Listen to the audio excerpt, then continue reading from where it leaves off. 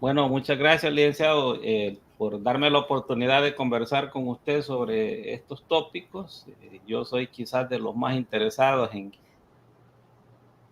se nos cayó. No, todo bien, todo bien. No sé por qué no lo... bueno. Soy de los más interesados, he visto muchas de sus entrevistas y bueno, me siento privilegiado de poder conversar con usted este día. Este día, precisamente, no sé si en horas de la tarde, nos encontramos con la noticia de que hay un acuerdo preliminar. Los niños, ¿verdad? Es natural. Esto es light, señores. Aquí, ¿verdad? No, es nuestra vida cotidiana, nuestra realidad. Aquí no hay nada pregrabado. Entonces, cada quien, pues, se conecta desde su lugar. Vamos a esperar a que se reconecte. Creo que ahora sí. El El volumen. nieto se vino a despedir. Bueno. Pero todo bien, muy bien. Ahora sí estamos bien, ¿verdad? Esta tarde, o no sé, decía si en horas tempranas, salía la noticia de que el gobierno de quien está ahora, de alguna manera, había alcanzado un acuerdo preliminar con el Fondo Monetario Internacional después de 3 años de estar en esa negociación de los famosos 1.300 millones de dólares en préstamo. Y quizás ya para entrar en concreto al tema, ¿cómo debemos de entender este acuerdo preliminar? Bueno, muy bien. Gracias por tu invitación. Y un saludo a todas las personas que están conectadas. Todavía no hay un acuerdo con el Fondo Monetario. Se está negociando desde 2022 un préstamo más o menos de 1.300 millones de dólares. Eso es lo que quiere el gobierno. Por lo menos cuando se inició la negociación se manejaba esa cifra. No hay un dato ya público muy preciso. Pero el Fondo Monetario no presta sin poner condiciones. El Fondo Monetario es un organismo de las Naciones Unidas que, como dice su nombre, tiene dinero, es un fondo. Y ese dinero proviene de la aportación de todos los estados del mundo y de los intereses que gana con los préstamos que hace, entre otras fuentes. Cuando presta dinero, si es una cifra muy alta para un programa de 2 o 3 años, y esa cifra es alta en El Salvador, porque si fuera 1.300 millones para México, fuera poco, pero para acá es mucho dinero. Entonces le exige al gobierno que garantice el pago de ese préstamo, pero que además garantice el pago de toda la deuda. El gobierno está obligado a pagar la deuda que tiene con el exterior y la deuda interna. Con el exterior, el gobierno de El Salvador tiene deuda con gobiernos, con organismos multilaterales como el propio fondo, el BESI, el BID, el Banco Mundial, contenedores de bonos, y adentro tiene préstamos de las AFP, que administran fondos de pensiones, y con los bancos privados, a los que le pide dinero, bancos del país.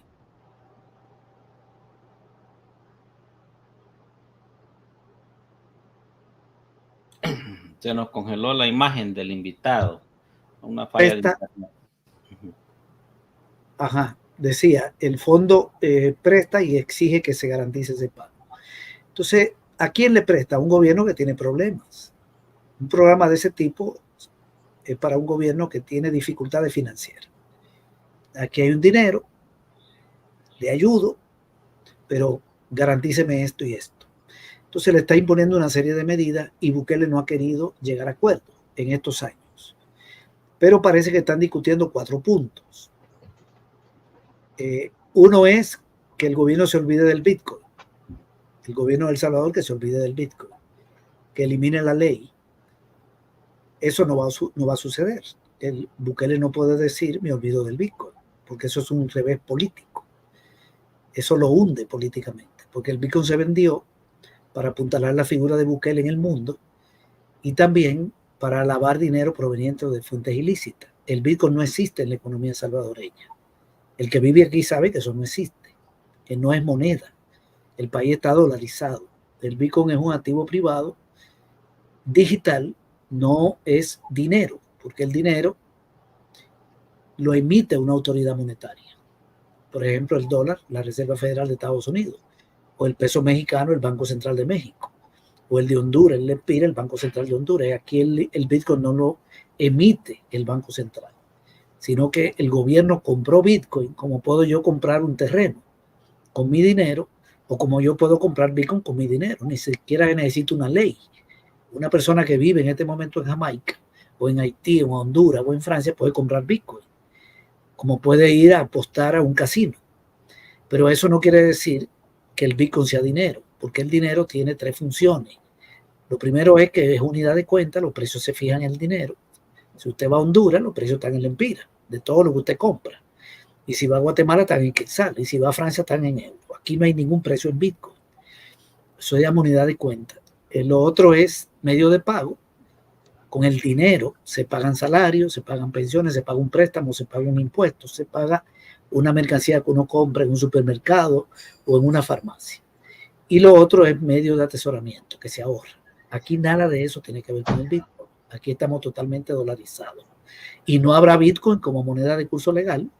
No puede haberlo, porque no habrá precio en Bitcoin, porque cambia constantemente con respecto al dólar cada 10 segundos. Y no puede estar financiando importaciones, comprando vehículos japoneses y pagando en Bitcoin, porque Japón no va a agarrar Bitcoin, un empresario japonés que tire para acá un vehículo, porque el Bitcoin no tiene ningún respaldo de ninguna autoridad monetaria. Eso es como que le quiera pagar con camisas o le quiera pagar con lentes. Le puedo interrumpir. Sí. En una parte del comunicado del Fondo Monetario, si me permito leerla, son como 3 líneas. Dice, se han logrado avances en las negociaciones hacia un programa apoyado por el fondo centrado en políticas para fortalecer las finanzas públicas, aumentar los colchones de reservas bancarias, mejorar la gobernanza y la transparencia. Y esto me llama la atención. Y mitigar los riesgos del Bitcoin. Entonces, ¿cómo entendemos estos puntos, especialmente el último? El Bitcoin no tiene ningún riesgo. El Bitcoin no existe ni va a existir como moneda de curso legal en El Salvador. Eso no va a existir. Bukele no va a tener su salario en Bitcoin, ni lo va a tener ningún diputado, ni va a pagar los impuestos en Bitcoin. De manera que eso no tiene ninguna importancia hasta ahí. Pero resulta que el gobierno se endeudó con 365 millones de dólares para comprar Bitcoin y regalarlo. Se lo regaló a un grupo de personas que lo recibieron, $30. La gente compró en una farmacia, la farmacia mandó el Bitcoin a Bandesal, el Banco del Estado, y Bandesal le mandó los dólares. De manera que el que recibió esos $30 jamás ha vuelto a ver el Bitcoin en su vida. Pero hay una deuda. Y crearon cajeros que ya no existen, han hecho publicidad y han gastado dinero. Y eso aumentó la deuda en 365 millones. Entonces, eso es un problema, porque si el gobierno se está cogiendo dinero prestado para comprar ese activo digital y estar especulando, entonces el gobierno puede tener problemas financieros y se le puede dificultar el pago de la deuda. Esa es la preocupación del Fondo Monetario, que lo conduzca a un endeudamiento. Ajá. Independientemente del valor del Bitcoin en determinado momento, esos 360 millones que utilizó el Estado salvadoreño para comprar Bitcoin y se lo distribuyó, ¿no podrían considerarse una especie de reserva en Bitcoin para el país? Nadie sabe si eso existe, porque Bandesal se lo pudo haber vendido. Es decir, el Bessi le hizo un préstamo a Bandesal. Bandesal me regaló a mí $30 en Bitcoin.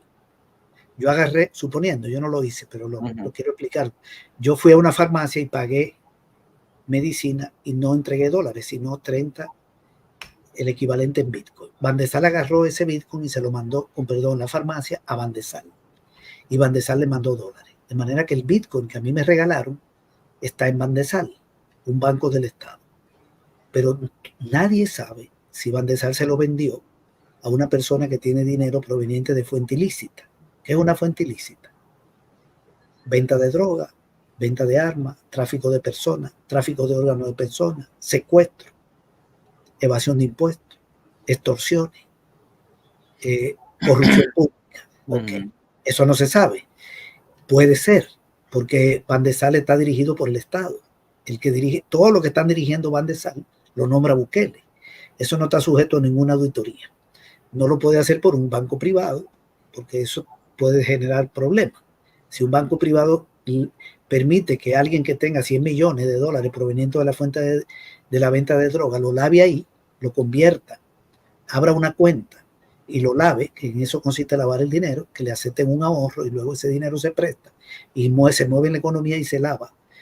Un banco privado puede tener problemas, hay leyes de control, nacionales e internacionales, pero un banco del Estado, y todos los que trabajan ahí lo nombra Bukele. Bukele puede decir en este momento despedir a tal vigilante o a un motorista y nombrar otro, porque aquí todo lo dirige él.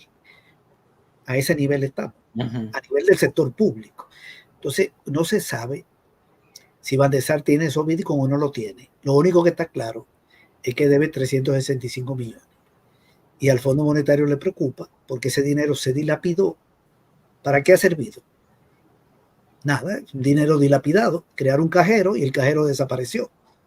Todos esos cajeros ya están quebrados. Una publicidad que se gastó millones de dólares en publicidad y ¿de qué ha servido? De nada. Entonces el problema del fondo es la deuda pública. El fondo se creó para garantizar que un gobierno pague la deuda. Su misión es, gobierno de Honduras, usted paga la deuda. Gobierno de México, usted paga la deuda. De Argentina, cualquier gobierno. Yo le presto dinero, pero usted paga la deuda, porque él garantiza, él es el garante de la banca mundial, de los bancos privados y de los organismos financieros internacionales. Solo tiene una misión.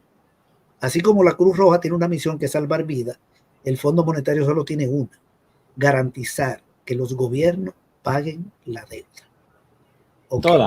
Entonces, todos los gobiernos que pertenecen al fondo, por ejemplo, Cuba pertenece al Fondo Monetario, no se puede meter con Cuba, pero todos los gobiernos, entonces, que le dan dinero. Si mañana un gobierno tiene problemas, llega y le dice, ¿qué problema tiene? Tengo un déficit.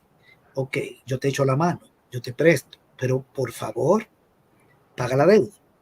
Incluso puede llegar a visitar al gobierno sin que el gobierno lo llame, porque tienen oficinas en los bancos centrales y le dan seguimiento a las estadísticas. Y el Fondo Monetario sabe que la deuda de este gobierno es enorme. O sea que esta deuda es terrible. Ha dicho que lleva una senda insostenible. Entonces está preocupado por eso. Y el Bitcoin contribuyó a esa deuda. En ese sentido que le está diciendo, olvídese del Bitcoin. Deje de estar especulando. Deje de estar comprando Bitcoin, gastando dinero en eso. En esa parte es la preocupación, que es el punto 1 de 4. Hace poco sobre ese tema, el mismo Fondo Monetario, y por eso me pareció un poco curioso el comunicado que estaba viendo hoy. Hace quizás una semana decía que el nivel de endeudamiento de El Salvador, ¿verdad? Estaba alertando que de alguna manera que estaba disparado, y ahora sale que por lo menos hay preliminarmente algún avance en la negociación. No sé cómo lo ve usted esto. Sí, lo que pasa es que están negociando 4 puntos. El primero es el Bitcoin. Pero Bukele no va a eliminar el Bitcoin como moneda de curso legal. El fondo va a tener que flexibilizarse y decirle, bueno, garantízame que tú no te vas a endeudar comprando Bitcoin. No sabemos, porque vemos tu Twitter.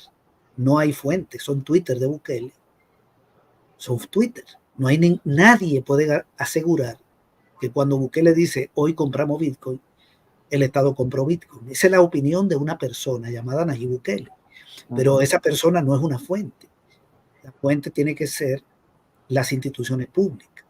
Entonces, el Fondo Monetario puede decirle, entonces el acuerdo es, no quite la ley, pero no te me vas a endeudar con eso. Me deja de especular. Bien. Yo creo que por ahí van, porque para Bukele quitar la ley es un revés político. Ok, esa es una apreciación que yo tengo. Lo segundo que está negociando es que el gobierno sea transparente en el manejo de los recursos y que entregue las auditorías de los préstamos que recibió en el año 2020. Eso se lo pidió incluso el año pasado. Bueno, el gobierno no puede ser transparente. ¿Cómo va a ser transparente este gobierno? Eso, el gobierno de Bukele está sustentado en la ilegalidad. Lo primero es que Bukele es un presidente de facto. Bukele no es un presidente legal. El fiscal de la República es ilegal. Los magistrados de la Sala de lo Constitucional son ilegales.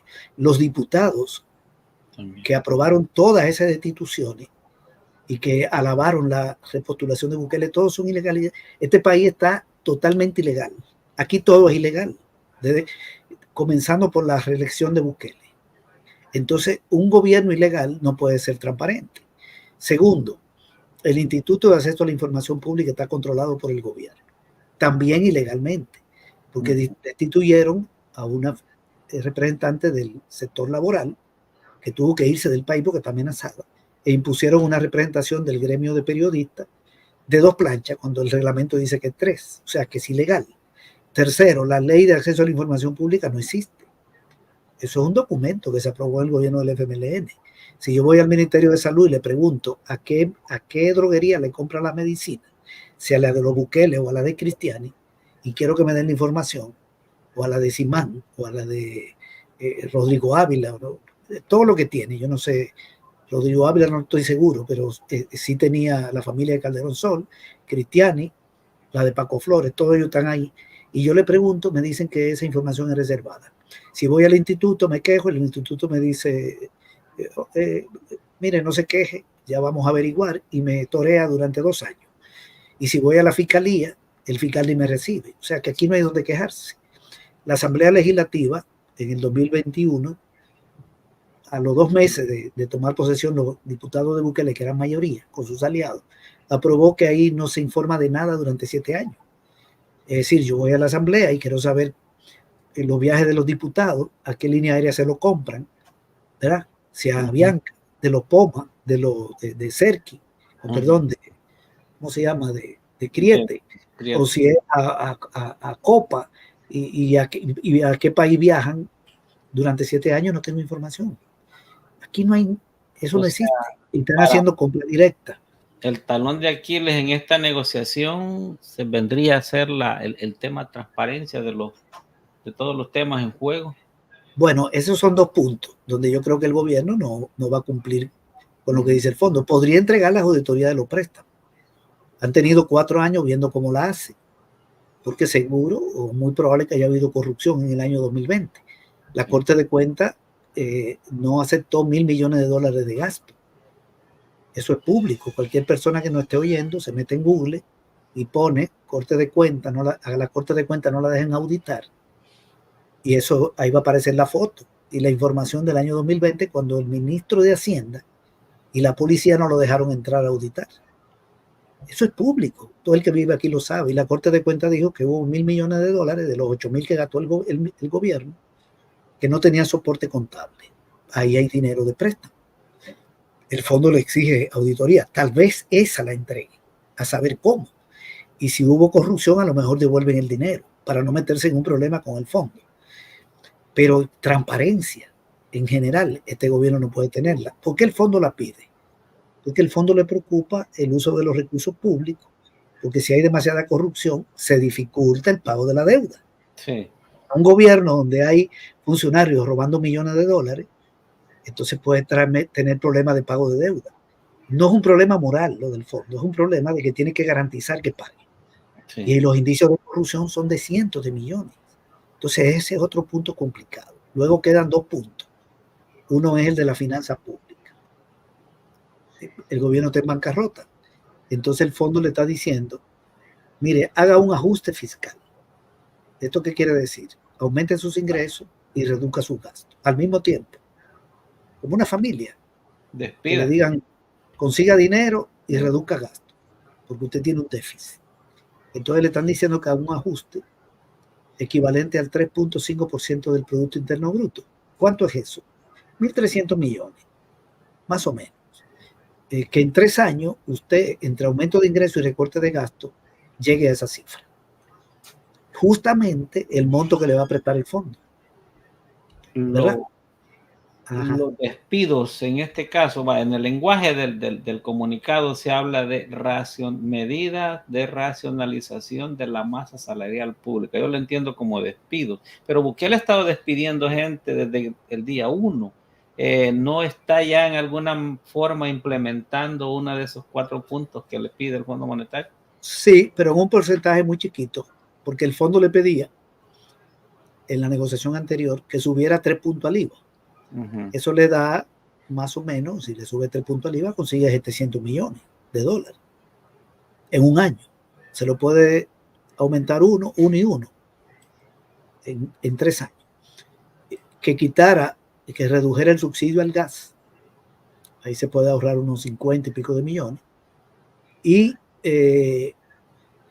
que frenara la compra pública y los gastos de salario. Esa era la exigencia del fondo. Hoy no aparece lo del IVA. Entonces, si no aparece lo del IVA, el gobierno no tiene ninguna posibilidad de resolver el problema de los 1.300 millones, porque por más que recorta gasto, no puede llegar a esa cifra. Por ejemplo, el subsidio del gas ya se lo quitaron a más de 260,000 familias. Ya recortaron 37 millones. ¿Qué más van a recortar? Si lo terminan de quitar, se ahorran 60 millones, pero estamos hablando de 1.300. Eso no alcanza, pero lo pueden quitar y se encarece el gas. Ok. El salario. Bueno, para un ajuste por el lado del salario que dé $1.000 millones, más de 1.000 millones, significa que hay que despedir como 80,000 empleados públicos.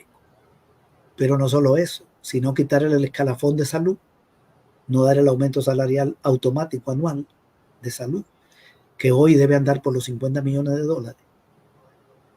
No resuelve, pero digamos, le ayuda. Y está el escalafón de educación, que ya decidieron no entregarlo, aunque la ley lo establece, que es una ley que establece un aumento salarial automático, anual, en el caso de salud y cada 3 años en la educación. No alcanza para llegar a 1.300 millones, por más que haga por el lado de los salarios. O sea, tiene que bajar, reducir hasta más o menos el equivalente a 1.300, que es lo que él anda buscando. Es terrible si no pone impuestos nuevos. Ahora Bukele le puede decir, mire, ya yo le quité 37 al gas. Este año voy a recortar más de 200, porque están recortando gastos de remuneración. Ok. Y que negocien el mes que viene. Pero estamos hablando de 1.300 millones. Le faltarían más de 1.000. Entonces, eso es un ajuste demasiado violento. Tendría que reducir el gasto de salario, prácticamente generar una convulsión social en el país. Además, toda esa gente al desempleo, cae el consumo.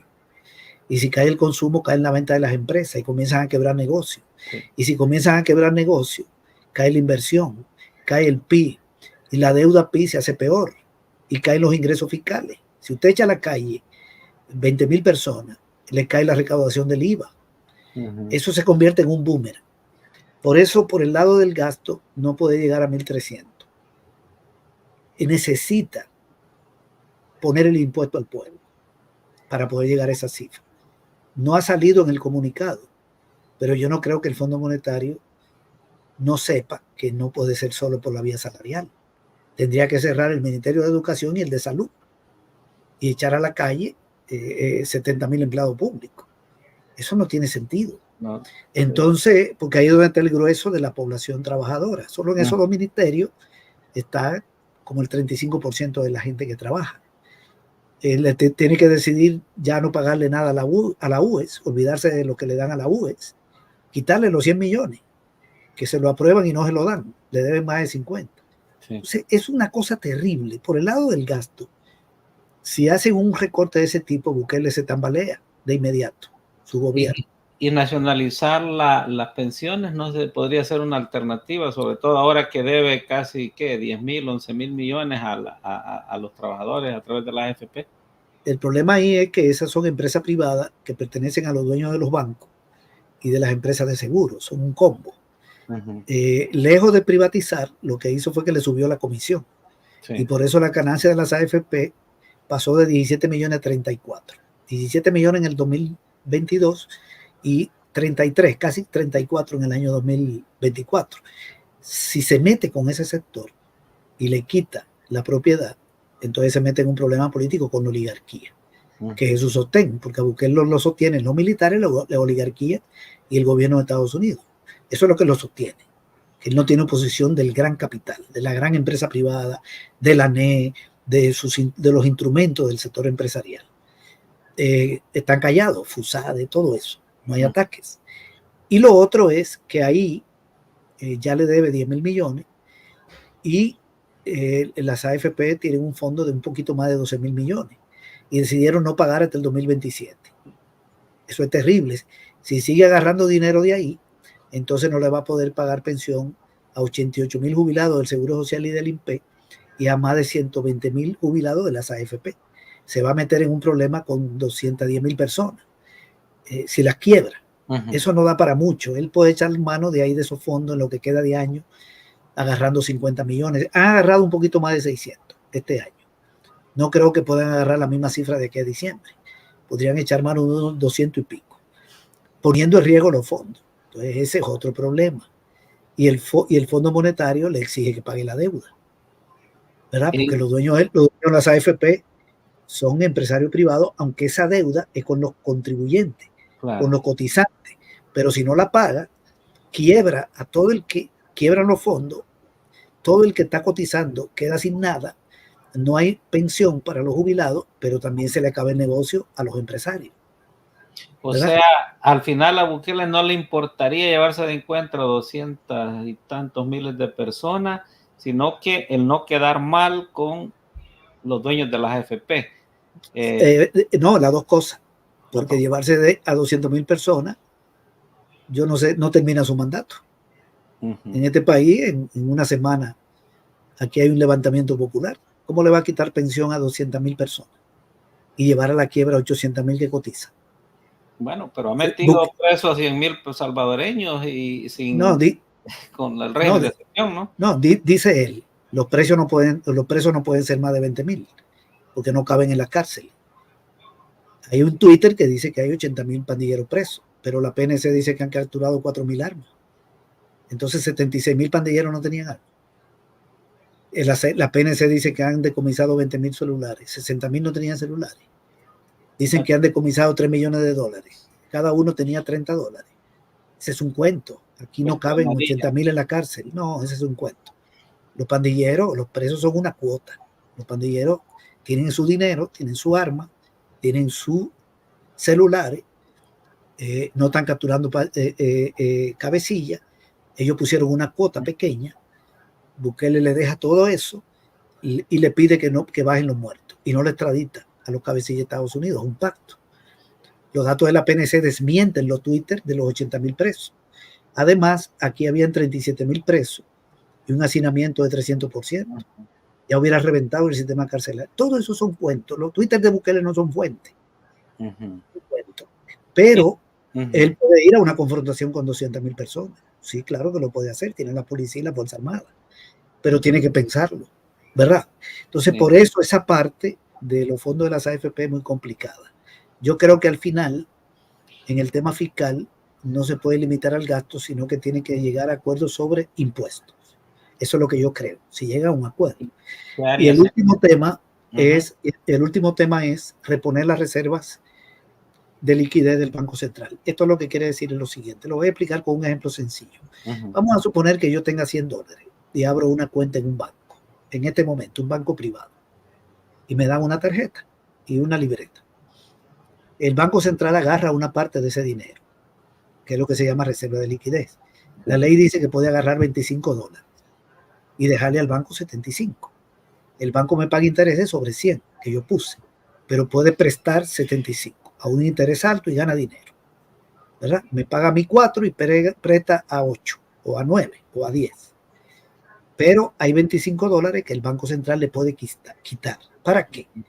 Para proteger a los ahorrantes, por si ese banco quiebra. Por lo menos me dan 25 dólares de los 100. Y segundo, pasando, ¿verdad? Últimamente. Exacto. Y segundo, esa reserva permite controlar el crédito. Cuando hay mucho dinero circulando, el gobierno le quita dinero a los bancos para que no aumenten los precios. Y cuando es al revés, cuando cae el dinero, entonces le baja la reserva y le pasa dinero a los bancos para que los bancos presten más. Ok, esa reserva la dejó Sánchez Serén en 21%. O sea que de los $100, 21 estaban en manos del Banco Central. En este momento está entre 10 y 12, según sean depósitos de menos de un año o más de un año. Está muy bajita.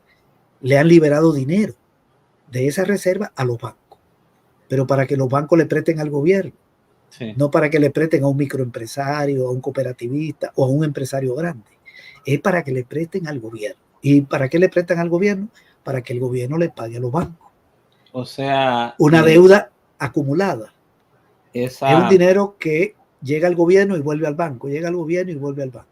Esa reserva que Bukele la ha bajado, según usted lo está planteando, como un 10-11% de los bancos, tendría que revertirla Bukele, o sea, volver a ponerla por lo menos a los niveles que estaban, o cuál sería un nivel aceptable que le aceptaría el Fondo Monetario.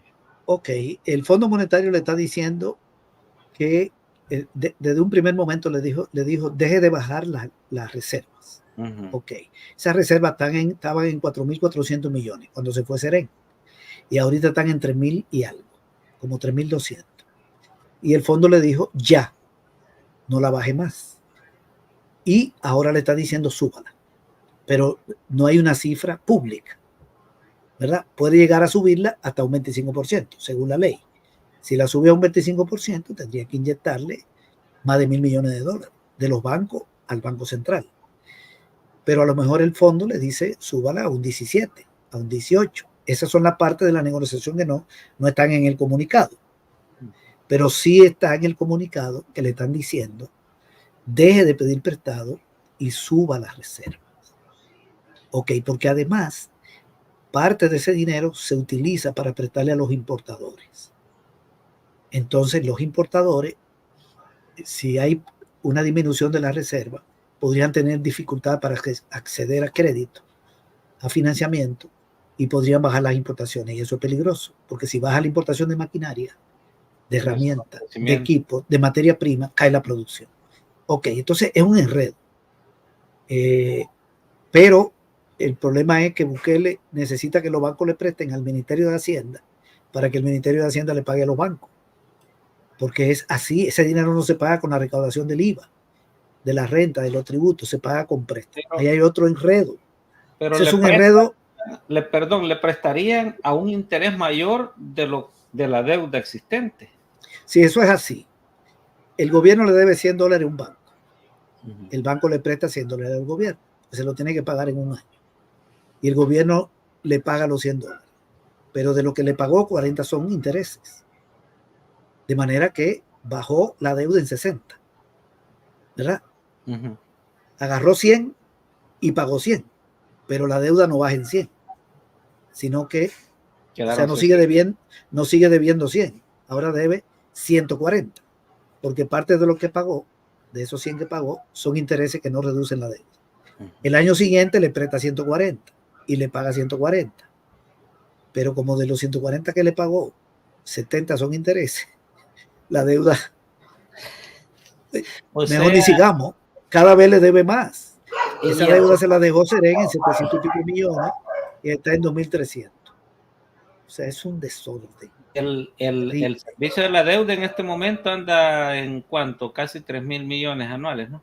Este año, el dato de lo que han pagado, ya pagaron este año de la deuda acumulada, de la deuda que tenían que pagar este año, ya pagaron el 76% de la deuda. Ok. Pero esos son 1.656 millones.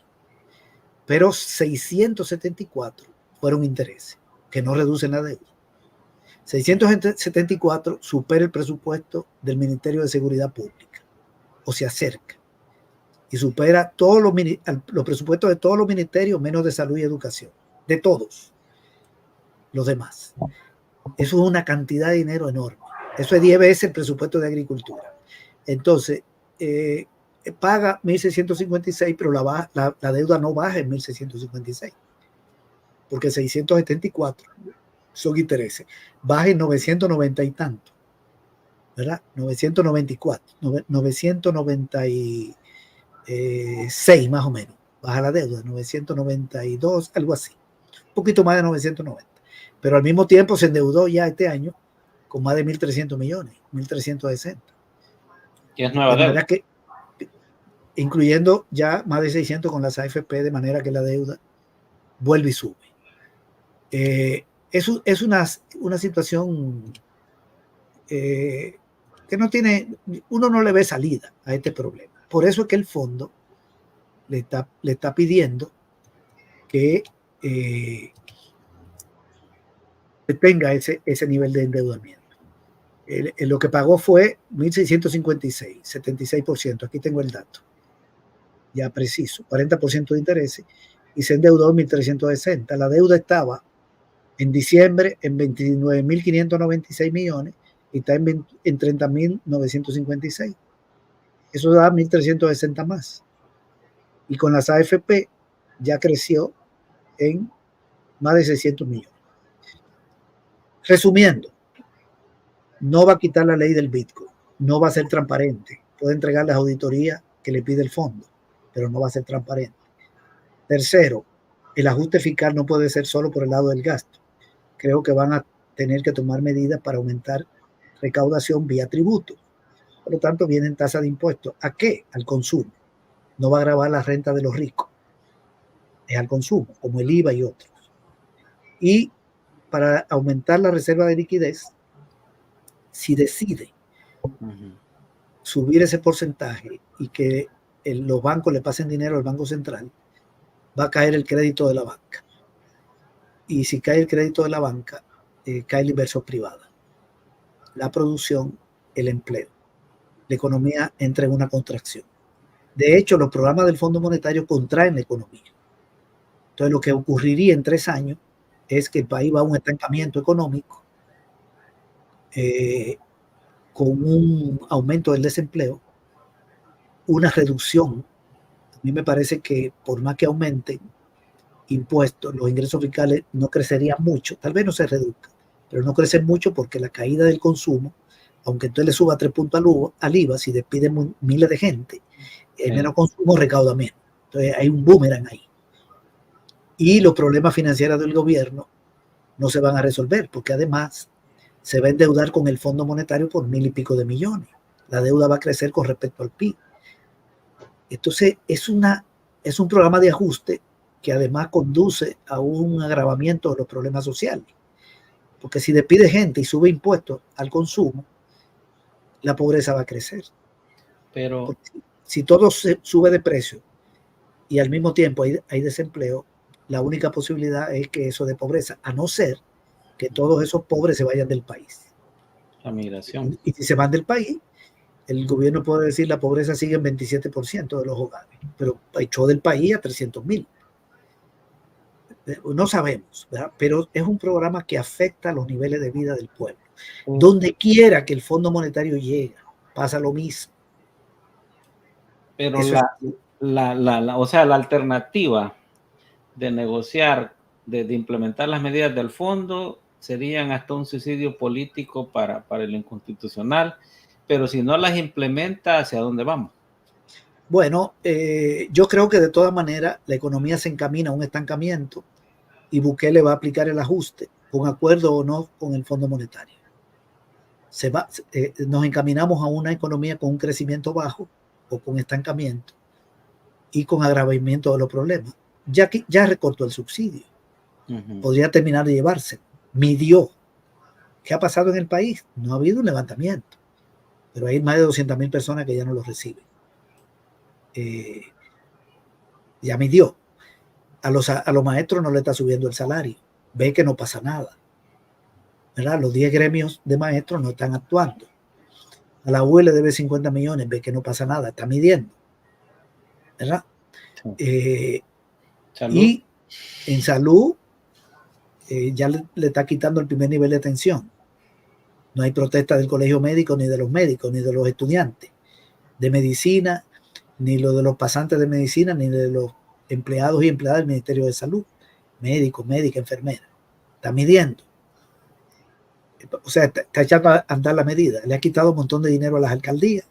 Eso no ha servido de nada. Ya no le puede quitar más. Si le termina de quitar el 1.5, sencillamente tiene que cerrarla.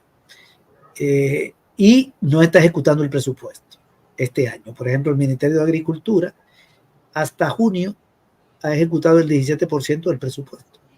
Debió ejecutar el 50%, porque entre enero y junio hay 6 meses y el año tiene 12. Entonces el presupuesto a mitad de año debería ser ejecutado en un 50%. Pues ha ejecutado el 17%, el de obra pública el 21%, el de desarrollo local el 23%, el de vivienda el 26%, el de turismo el 30%, el de salud el 37%.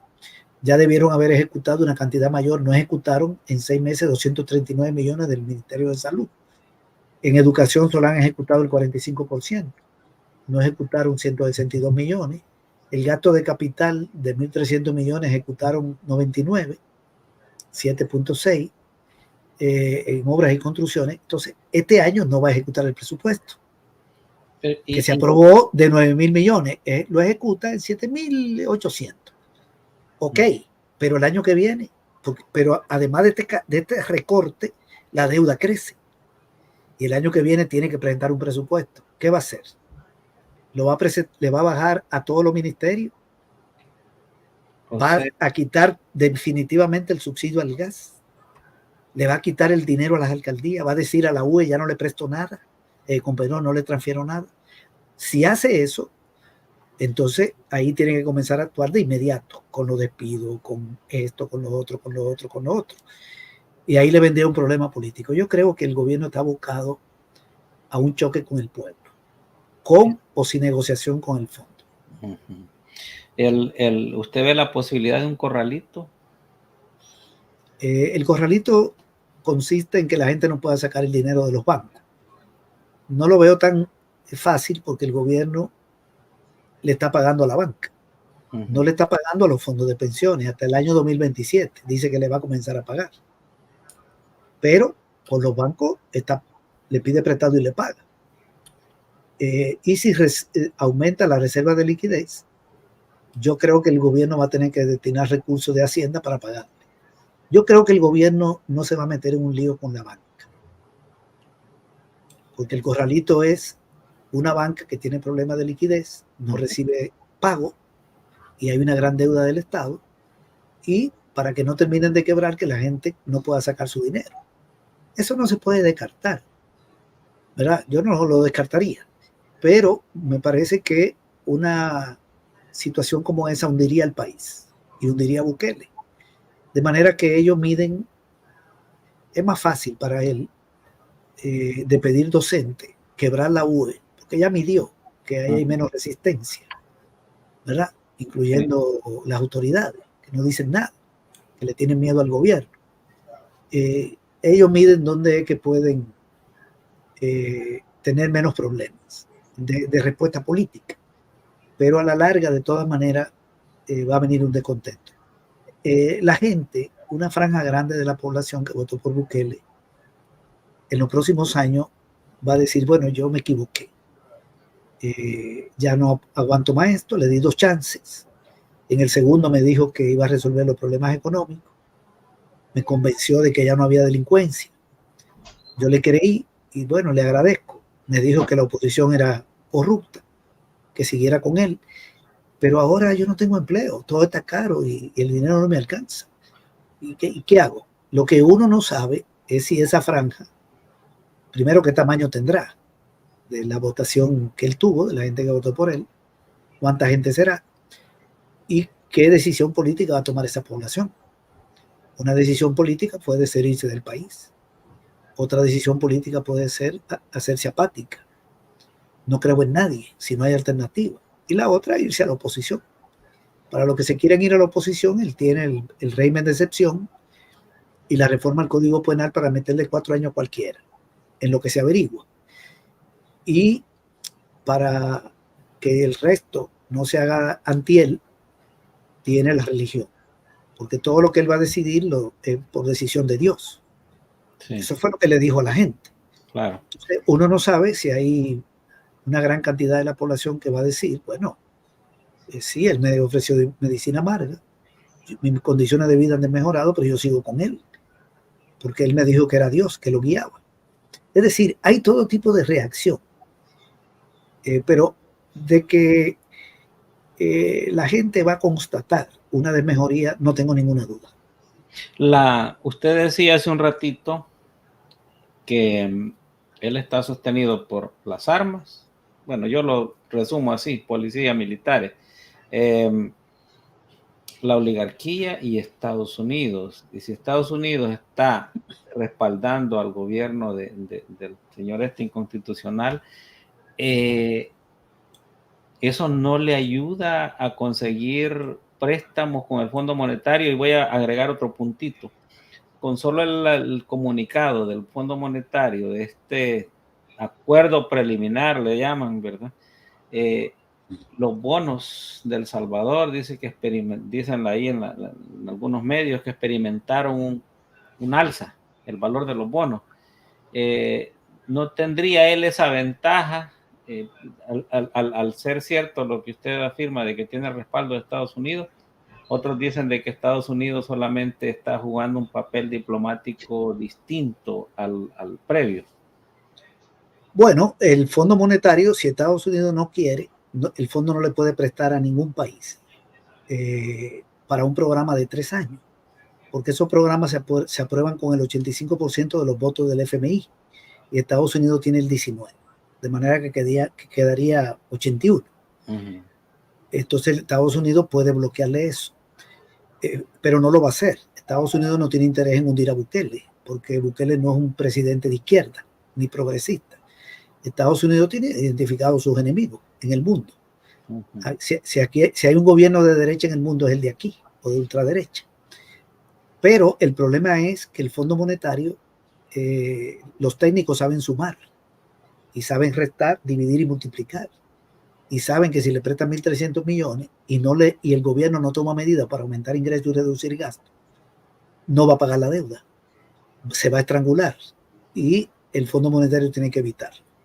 De manera que eso trasciende al interés político, porque el fondo tiene que garantizar que le pague al Banco Mundial, que le pague al BESI, que le pague a los tenedores de bonos, que son ciudadanos de Estados Unidos, que compran bonos millonarios, que le pague a los bancos del país, cuyos dueños son burgueses, y por lo tanto no puede hacerle préstamo sin garantizar ese pago.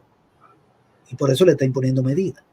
De manera que el respaldo tiene límite, en el sentido de que no le puede dar una carta verde para que le preste cualquier dinero y no le pongan condiciones, porque entonces al final quiebran todos.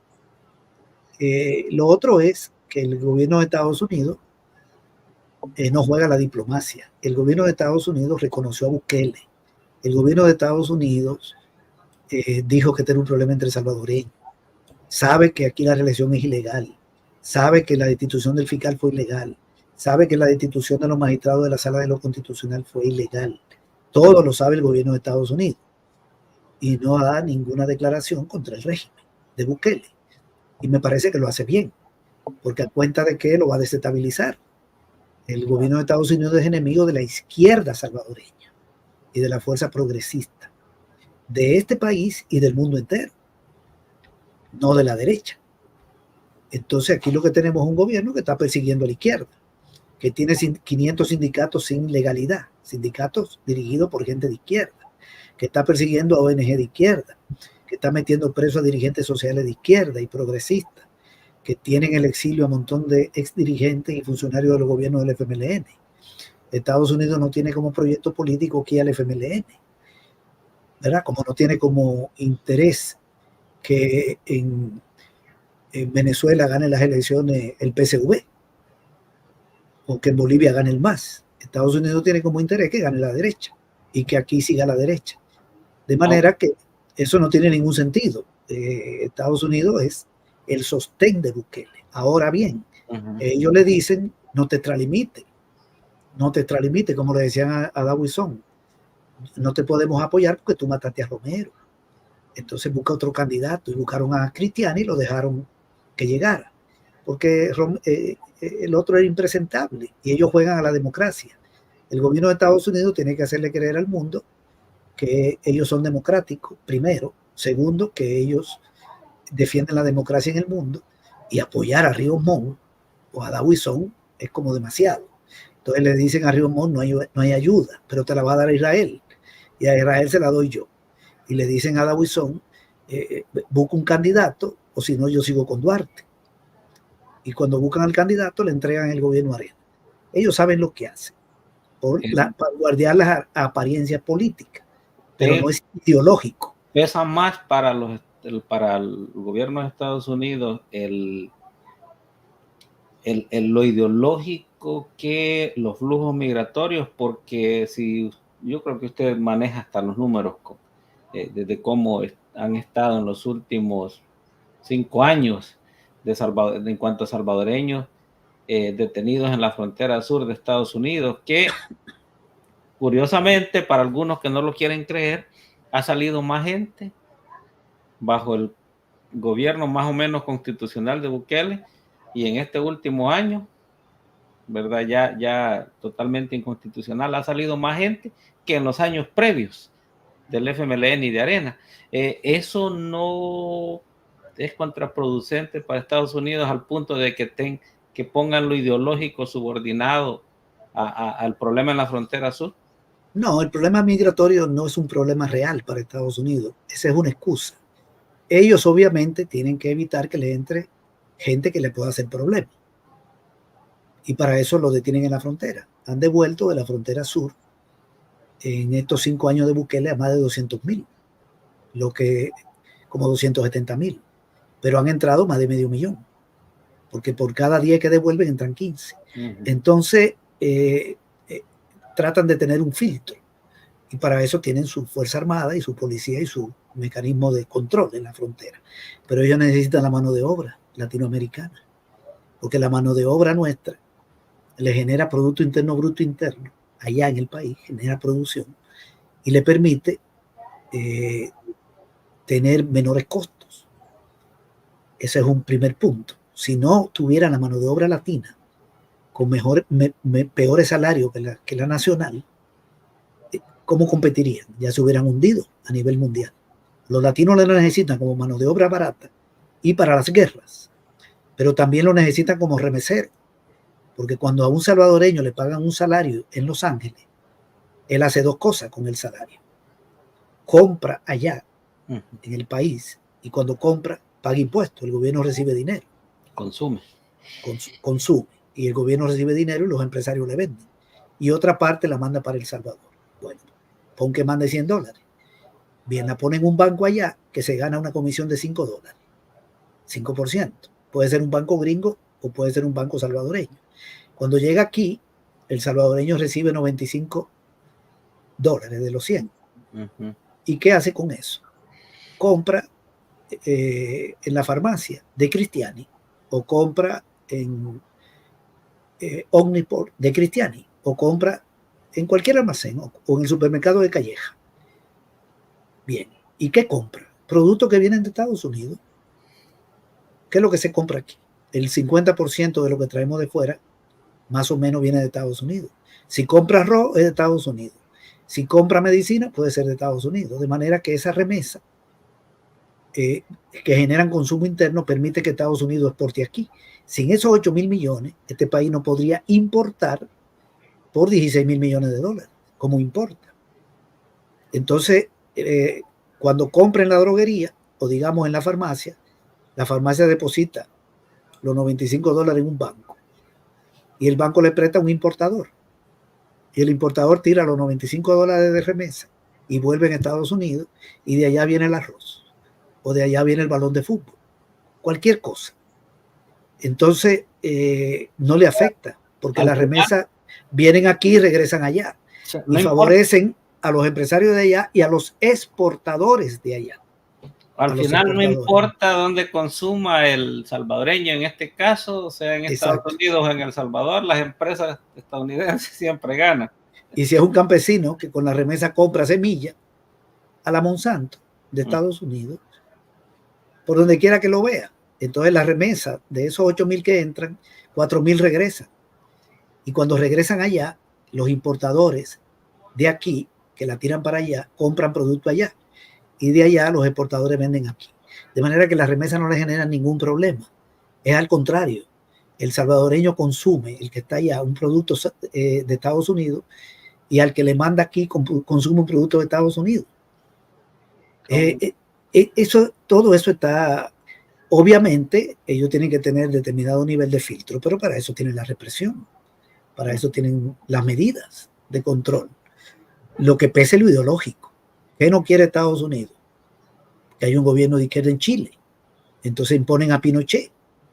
Y Pinochet dura 17 años, reconocido por el gobierno de Estados Unidos. Tumban a Allende. Llegan los sandinistas en Nicaragua, en una revolución contra Somoza, liquidan una dictadura apoyada por Estados Unidos y le hacen la contrarrevolución a los sandinistas, una lucha armada, para destruirle el país y sacarlo del poder. A lo que llevaron la democracia, porque liquidaron la dictadura de Somoza, ellos le hacen la guerra. Ahora, si la dictadura de Somoza cae por una decisión de Estados Unidos como la de Trujillo, en República Dominicana, que lo mató la CIA, entonces no hay problema. Nosotros matamos a este dictador para evitar una revolución en República Dominicana en el 61. Bien, ya tenía la revolución cubana, hay peligro, matamos a Trujillo. Pero no es ideológico, es un problema político. Evitar una revolución en República Dominicana. Pero regresan los exiliados y ganan las elecciones Juan Bosch. Juan Bosch es un Allende, no le gusta, entonces le dan un golpe de Estado en el 63. Se lo da Kennedy, 25 de septiembre. Aunque a Kennedy lo matan un mes después, prácticamente. Ok, pero lo tumba, porque no le gustaba el gobierno de Bosch. Viene un gobierno de facto y 2 años y medio después, menos de 2 años después hay una guerra civil. Estados Unidos mete 42,000 marines para que no regrese Juan Bosch. Sí, ya esa es la historia. Ellos están con la izquierda, con la derecha y atacan a la izquierda. Eso es así y así será. De manera que Bukele es un político que tiene el respaldo del imperialismo. Ahora bien, si Bukele se desgasta demasiado y se crea un problema en este país de que ya la gente no cree en él y que se está desgastando, le mandan un mensajero y le dicen: modifica tu política, tenemos preocupaciones, fíjate que el movimiento social está fuerte, hay una nueva alternativa, hay peligros, hasta le pueden decir deje el poder, y traen a Simán de Estados Unidos, que lo tienen respaldado allá, a ver si Simán lo sustituye. Ellos pueden hacer cualquier cosa. Lo único que queda claro es que no tienen interés en que gobierne un partido de izquierda progresista. Eso está claro. Solo 2 preguntitas antes de que vamos a consultar con nuestro amigo Raúl. Yo ya sé que ya lo retuvimos más de la hora. No sé, yo en verdad encantado de seguir escuchando los conceptos. En el caso de la balanza comercial de El Salvador 2024, ya que usted mencionó eso de las exportaciones, de las importaciones, ¿cómo está nuestro país? El déficit ha crecido muchísimo. La balanza comercial es la diferencia entre lo que el país exporta, bienes, y lo que importa. Ha crecido mucho porque las importaciones suelen crecer más que las exportaciones y además sobre un monto mayor. Si, por ejemplo, las importaciones son 1,000 millones y crecen un 10%, son 1,100. Si las exportaciones son 500 millones y crecen 10%, son 50.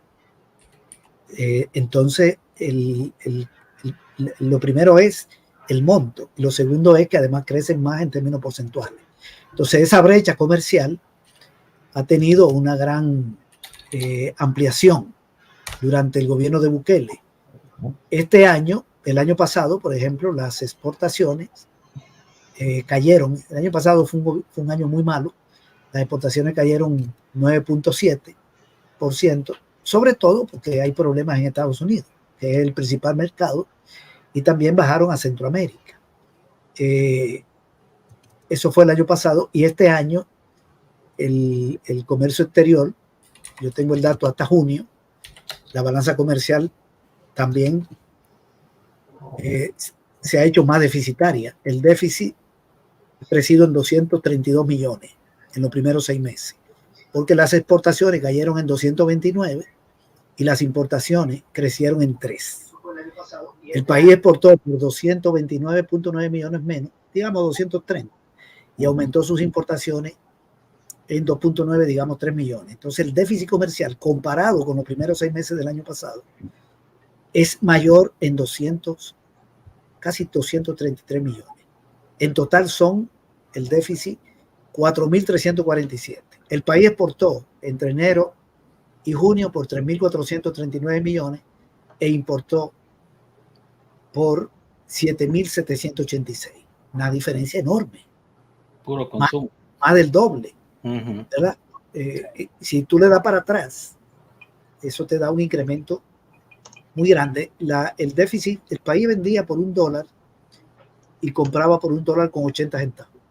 Hoy vende por $1 y está comprando por más de 2. Eso es lo que está sucediendo. Por cierto, están cayendo todas las exportaciones. Bueno, menos el azúcar. ¿Cuáles han caído, por ejemplo? Mira, ha caído la de café, 29%, perdón, 27.7, 29 millones de dólares. Cayeron las que van a Centroamérica en 42 millones, la que van fuera de Centroamérica 63.8 y la de Maquila 98 millones. Se clasifican así: A, tradicionales, y esas se dividen en 2. Café, caída 29 millones, azúcar, aumento 3.5. B, no tradicionales, esas se dividen en 2. A Centroamérica, menos 42 millones, fuera de Centroamérica 63.8. Y C, Maquila, 98.2. Ahora, las importaciones crecieron un poquito, que es lo contrario, pero han crecido las de bienes de consumo, 112 millones. Eso es malo, porque eso viene a competir con productos nacionales. ¿Como cuáles bienes, por el caso? Lo que el país importa, muchísimos productos agrícolas, arroz, hortalizas, porque esto no es solo con Estados Unidos. Nosotros traemos de Centroamérica todo tipo de hortalizas, tomate, de todo, de bienes de consumo, pero los bienes de consumo también implican unos lentes, también implican una camisa, también son un perfume. Se dividen en los alimentos y lo que no son alimentos. Alimento es, por ejemplo, arroz. El país importa mucho arroz, pero también importa lentes, por ejemplo, de China. Entonces, es un bien de consumo, pero no alimento. A nosotros no nos conviene que aumente las importaciones de bienes de consumo, porque compiten con la producción nacional. ¿Cuáles son las que no es mal que aumente? La de maquinaria, porque el país no produce maquinaria. Si está aumentando la importación de máquinas, están pasando dos cosas, o una de dos, que las empresas están sustituyendo maquinaria vieja por nueva. Eso es bueno. O ampliando su capacidad productiva, su planta instalada, y están trayendo más máquinas. Pero mira la de maquinaria, apenas ha aumentado en 2 millones. O sea, eso no es dinero para importaciones valoradas en 4.300. Y las otras son las de bienes intermedios, materia prima, que están caídos en 13 millones, casi 14. Eso quiere decir que las empresas están trayendo menos, porque la de materia prima, ¿a dónde van? A las empresas. Son para producir, ¿verdad? Entonces, eso quiere decir que la actividad productiva va mal. Cuando uno mira la balanza de pago, estos datos, dice, entonces la empresa privada está invirtiendo menos, porque está trayendo menos materia prima y la importación de maquinaria no crece. Y lo que está trayendo es alimentos que golpean la producción nacional. Menos empleo. Y menos empleo. Y no aumentan la producción, porque una máquina aumenta la producción. Sí. Un tractor aumenta la producción, pero el arroz no aumenta la producción, golpea la producción. Y eso es lo que explica que todo se engarza, que la economía lleve un ritmo muy malo. Fíjate que está en los meses de enero a junio, de enero a mayo, perdón, el índice de volumen de actividad económica se le llama, esto se le llama IVAE, índice de volumen de actividad económica, que mide cómo van los negocios. Dice que ha crecido 0.03, o sea, 0, entre enero y mayo.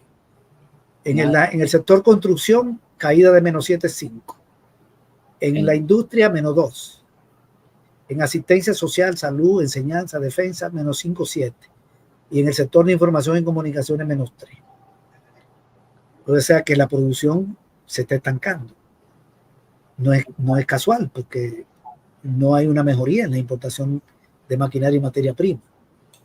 Y esto está ocurriendo en el marco de un incremento de precio. La construcción era un sector fuerte el año pasado, ¿no? Sí, pero mira la inversión que llevan en obras públicas. El ministerio 17%, y en activos fijos, que son obras y construcciones, un poquito más de 7% el Estado. El sector construcción está contraído. En este momento está contraído. Y también la industria. Estos son los que están más afectados. Información, comunicaciones. Pero también los servicios de salud, educación y seguridad social, asistencia social. ¿Y eso en qué repercute? En un aumento del desempleo. Ya despidieron 1,000 de las maquilas, lo dice Coexport, y han echado gente del Estado. Las exportaciones han caído 6,7. Y las remesas que ayudan a la gente han crecido 0,8. O sea, nada. Hasta junio es casi la misma cantidad de remesas del año pasado. En cuanto al tema remesas, y ahí después le doy la palabra a Raúl, y gracias por estar más de la hora, licenciado. Sí, no hay problema. En Estados Unidos dieron las cifras del desempleo el viernes, y las bolsas se pusieron un poco asustadas, aparte de lo que está pasando, ¿verdad?, en la geopolítica, la tensión en el Medio Oriente y la cuestión en los problemas en Europa y todo eso. Bueno, lo del petróleo creo que también ha estado ahí un poco la regulación que estaba escuchando que la OPEC había tomado, pero se especula que podría Estados Unidos caer en una recesión bastante seria en los próximos meses, que ya estamos allá al borde. Yo no sé, usted maneja con más detalle esto. ¿Cómo nos afectaría en el caso de El Salvador? ¿O cómo ve la posibilidad de una recesión para el caso en Estados Unidos? Sí. Bueno, lo primero es el concepto. Recesión es caída de la producción durante 6 meses, 2 trimestres. Es decir, que el Producto Interno Bruto de Estados Unidos disminuya. Tasa negativa. Por ejemplo, como pasó en el año 2020. Eso podría ocurrir porque lo que ha sucedido en Estados Unidos es lo siguiente. Desde el año 2021 al 2023, la inflación fue muy alta. Fue mucho más alta que China. Por ejemplo, en el 2023 superó el 4% y en China fue 1,5%. Esto es importante. Cuando la inflación de Estados Unidos es muy alta y supera la de su principal competidor, para mencionar un país, pero también es un gran competidor México, Canadá, etc. Entonces, los costos de producción en Estados Unidos suben más que en China, porque la inflación encarece la energía, el transporte, encarece los costos de las empresas. No solo afecta a una persona que compra, sino a un empresario que le suben los costos. Entonces, si suben más los costos en Estados Unidos que en China, los productos chinos compiten mejor en el mundo que en Estados Unidos, que los Estados Unidos los comienza a desplazar. China es el país más exportador del mundo, el segundo son Estados Unidos y Alemania. China tiene el 15%, Estados Unidos y Alemania el 8%, el 10%. Pero Estados Unidos tiene déficit comercial con Canadá, con México, etc. Entonces Estados Unidos tiene que frenar la inflación para que sus empresas exportadoras no pierdan competitividad. Y para frenar la inflación decidieron frenar el crédito. ¿Por qué frenar el crédito? Bueno, porque cuando la banca presta, aumenta el dinero en circulación, aumenta el dinero, el medio circulante. Y cuando el medio circulante aumenta, hay mucha presión, mucha demanda y pueden subir los precios. Entonces, una forma de frenar la inflación es frenar el circulante. Y para frenar el circulante hay que frenar el crédito. Y para frenar el crédito hay que subir la tasa de interés. Entonces subieron la tasa de interés de los bancos. Ok, entonces comenzaron a frenar la inflación. Y se pusieron como meta una inflación de 2% este año. Pero hasta junio va en 2,2%. Ya superó la meta. Entonces viene un problema. Contraen el crédito, la inflación pudiera ser más alta, pero va en 2,2%. Ok, En China también va en 2,2, digamos que van igual. Pero al frenar el crédito, la actividad económica pierde dinamismo, porque las empresas tienen menos disponibilidad de recursos para invertir. Entonces viene otro problema. La inversión privada pierde dinamismo y aumenta el desempleo. Entonces aumentó el desempleo en los últimos 3 meses. Toma una medida para controlar la inflación y te golpea por el lado de la inversión privada y del empleo. Entonces ahora tienen un lío. Entonces tienen que ahora bajar la tasa de interés para que los bancos presten, para que los empresarios puedan invertir y el país no caiga en recesión. Pero si liberan, si dan más facilidades de crédito, va a volver la inflación más alta y pierden competitividad con China. De manera que están enredados. O remiendo por aquí me sale lo otro, o remiendo lo otro y me sale esto. No tienen salida. Van a seguir perdiendo competencia. Pierden competencia con inflación alta o pierden competencia si caen en recesión, porque caída de la producción es peor. ¿Qué van a exportar? Si cae la producción, exportan menos. Es un tremendo enredo. Ahora, ¿cómo repercute aquí? Bueno, si Estados Unidos cae en recesión, si quiebran empresas y cae la producción, aumenta el desempleo, entonces va a pasar lo siguiente. Primero, muchos salvadoreños y salvadoreñas allá pierden el empleo y por lo tanto menos remesas para El Salvador. De hecho, las remesas de junio fueron menores que las de junio del año pasado. Entre enero y junio han crecido 0.8, pero en mayo se estancaron y en junio cayeron. Segundo, si allá hay recesión y comienzan a quebrar empresas y aumenta el desempleo, entonces las empresas salvadoreñas que venden en Estados Unidos, exportadoras, bajan sus ventas. De hecho, están cayendo las exportaciones, 6.7 en lo que va de año. De manera que 2 fuentes de dólares del Salvador, las 2 más importantes, exportaciones y remesas, caen. Entran menos dólares a El Salvador. Al haber menos dólares en El Salvador, habría más dificultad para importar. Y El Salvador tendría que reducir sus importaciones. Y si reduce sus importaciones, hay menos maquinaria, menos materia prima y menos producción. Cae la producción y aumenta el desempleo. Pero también no pueden importar la cantidad de bienes de consumo que están entrando. Y podría haber alguna escasez o encarecimiento. Y ahí viene un problema de desempleo con alza de precios. O sea, nos arrastra. Si caen en recesión, no estoy diciendo que van a caer en recesión. Ellos pueden evitarlo. Si bajan la tasa de interés, la economía se va a dinamizar un poco. Se dinamiza un poquito y comienzan a evitar que el desempleo siga creciendo, que ya está en más de 4%, que es muy alto. Desempleo abierto. Sí. Pero a costa de un alza de precio. Y esto es lo último. Alguien menciona las elecciones. ¿De qué manera pueden incidir en esto de la situación económica, recesión, no recesión en Estados Unidos, los resultados de noviembre en la presidencial? Luego, pues, don Raúl, le dejo su espacio. Bueno, en Estados Unidos, hasta donde yo sé, la mayoría de la población, no toda, pero una franja muy grande, toma decisiones electorales de voto a favor de un partido o no, o de un partido de gobierno o el de oposición, dependiendo cómo le vaya económicamente, pero sobre todo por el lado del empleo y los impuestos. Bueno, si está aumentando el desempleo y si el país cae en recesión, suponiendo, entonces eso beneficia a la oposición, porque la gente va a culpar al gobierno. Y si no caen en recesión, pero aumentan los precios, la gente también podría culpar al gobierno del alza de precios. O sea, eso puede beneficiar al partido de oposición. Podría beneficiarlo, pero ahí intervienen también otros elementos, ¿verdad? La candidatura, el tipo de candidato, de candidata. Yo creo que no es mecánico, pero sin duda un daño económico a la población podría beneficiar más a la oposición que al gobierno. Bueno, gracias, licenciado, y para mí ha sido de mucho aprendizaje. Un gusto haber compartido con usted en este espacio. Gracias a quienes se conectaron. Hay unos muy buenos comentarios, pero para sacarle el jugo, como acostumbro a decir, me salté bastante de los comentarios que habían salido de la audiencia. Don Raúl. Bueno, agradecerles a ambos, a ti, Daniel, en especial, por conducir el programa.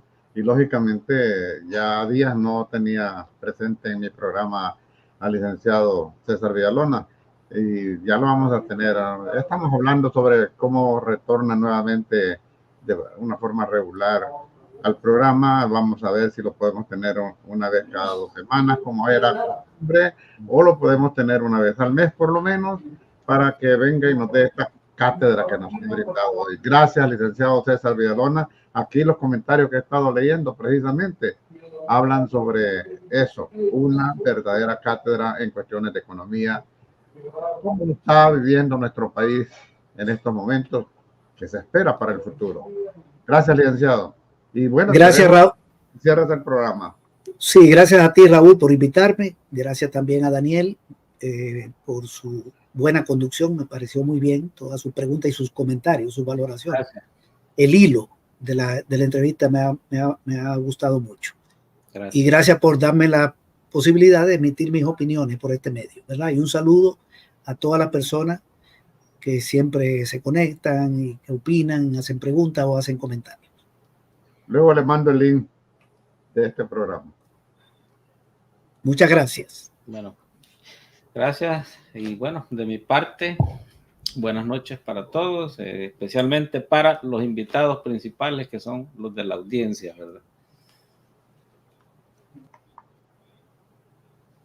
Bueno, Daniel, gracias nuevamente. Hasta pronto. Arrivederci.